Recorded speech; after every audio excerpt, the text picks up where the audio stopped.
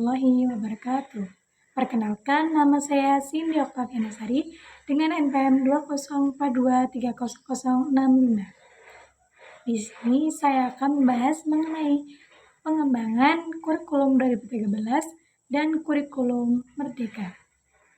Yuk, simak penjelasannya. Materi yang akan saya bahas yaitu yang pertama, pengertian pengembangan kurikulum. Yang kedua, dasar pertimbangan kurikulum 2013 dan kurikulum Merdeka. Yang ketiga, landasan pengembangan kurikulum 2013 dan kurikulum Merdeka. Dan yang terakhir yaitu rasionalitas pengembangan kurikulum 2013 dan kurikulum Merdeka. Materi pertama yaitu pengertian pengembangan kurikulum. Pengembangan kurikulum adalah proses yang menyeluruh sebagai bentuk kebijakan nasional dalam pendidikan yang disesuaikan dengan visi, misi, dan juga strategi. Adapun proses pengembangan kurikulum meliputi perencanaan, pelaksanaan, monitoring, dan evaluasi. Selanjutnya yaitu dasar pertimbangan kurikulum 2013.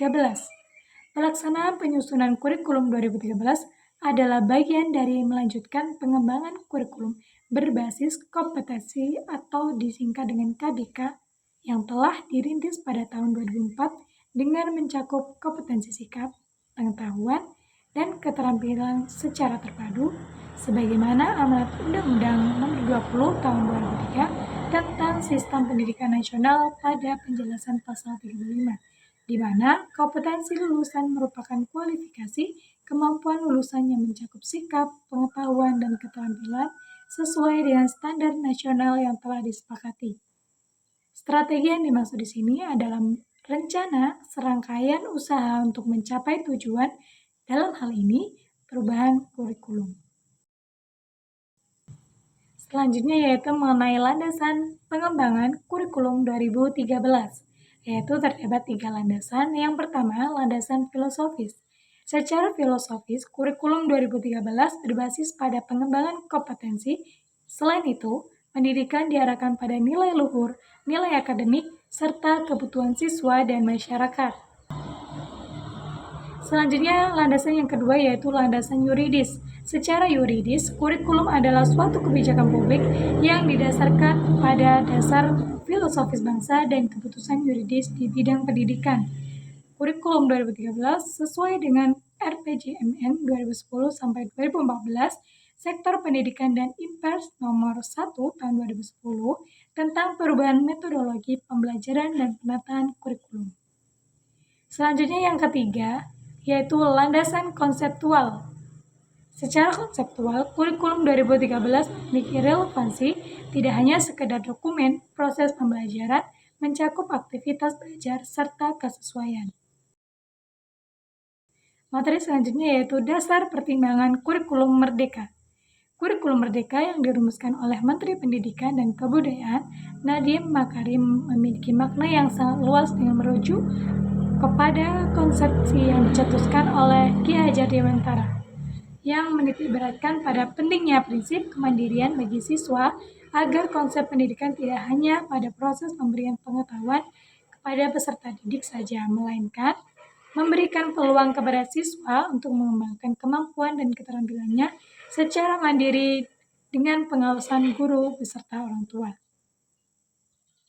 Pembelajaran berfokus pada materi yang esensial, lebih menekankan kedalaman pemahaman dan soft skill ketimbang mengejar target tumpukan standar kompetensi yang sering memberatkan siswa. Selanjutnya, landasan pengembangan kurikulum Merdeka, yaitu terdapat 5 landasan. Yang pertama, landasan filosofis. Landasan filosofis yaitu membahas dan mengidentifikasi landasan filsafat dan implikasinya dalam mengembangkan kurikulum. Landasan filosofis memiliki peran dalam memberikan batasan-batasan terkait pendidikan yang akan dilaksanakan. Selanjutnya yang kedua yaitu landasan psikologis. Landasan psikologis yaitu membahas dan mengidentifikasi landasan psikologis dan implikasinya dalam mengembangkan kurikulum. Selanjutnya yang ketiga yaitu landasan sosiologis. Landasan sosiologis yaitu membahas dan mengidentifikasi landasan sosiologis ilmu pengetahuan dan teknologi, serta implikasinya dalam mengembangkan kurikulum. Yang keempat yaitu landasan teknologi. Permasalahan yang ada dapat diatasi dengan cepat dengan kemajuan teknologi yang ada. Dengan perkembangan iptek yang pesat, pendidikan dalam segala aspeknya harus mengakomodasi perkembangan tersebut. Dan yang terakhir yaitu landasan historis. Pengkajian tentang landasan historis akan memberikan pemahaman yang lebih jelas dan utuh tentang kurikulum, baik pada dimensi masa lalu, masa kini, dan masa depan. Selanjutnya yaitu terdapat rasionalitas pengembangan kurikulum 2013. Pengembangan kurikulum perlu dilakukan karena adanya berbagai tantangan yang dihadapi, baik tantangan internal maupun tantangan eksternal. Yang pertama yaitu tantangan internal. Tantangan internal antara lain terkait dengan kondisi pendidikan dan dikaitkan dengan tuntutan pendidikan yang mengacu kepada 8 standar nasional pendidikan yang meliputi standar pengelolaan, standar biaya, standar sarana prasarana, standar pendidikan dan tenaga kependidikan, standar isi, standar proses, standar penilaian, dan standar kompetensi lulusan. Tantangan internal lainnya terkait dengan faktor perkembangan penduduk Indonesia dilihat dari pertumbuhan penduduk usia produktif. Terkait dengan tantangan internal yang pertama, berbagai kegiatan dilaksanakan untuk mengupayakan agar penyelenggaraan pendidikan dapat mencapai ke-8 standar yang telah ditetapkan. Sementara itu, terkait dengan perkembangan penduduk sumber daya manusia usia produktif yang melimpah apabila memiliki kompetensi dan keterampilan akan menjadi model pembangunan yang luar biasa besarnya. Namun, apabila tidak memiliki kompetensi dan keterampilan, tentunya akan menjadi beban pembangunan. Oleh sebab itu, tantangan besar yang dihadapi adalah bagaimana mengupayakan agar sumber daya manusia usia produktif yang melimpah ini dapat ditransformasikan menjadi sumber daya manusia yang memiliki kompetensi dan keterampilan melalui pendidikan agar tidak menjadi beban. Selanjutnya yang kedua yaitu tantangan eksternal. Tantangan eksternal yang dihadapi dunia pendidikan antara lain berkaitan dengan tantangan masa depan, kompetensi yang diperlukan di masa depan, persepsi masyarakat, perkembangan pengetahuan dan pedagogi, serta berbagai fenomena negatif yang mengemuka.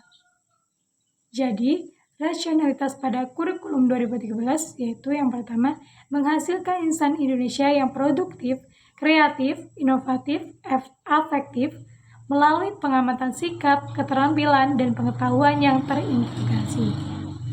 Yang kedua yaitu mendorong peserta didik atau siswa mampu lebih baik dalam melakukan observasi, bertanya, bernalar, dan mengkomunikasikan atau mempresentasikan apa yang mereka peroleh atau mereka ketahui setelah menerima materi pembelajaran.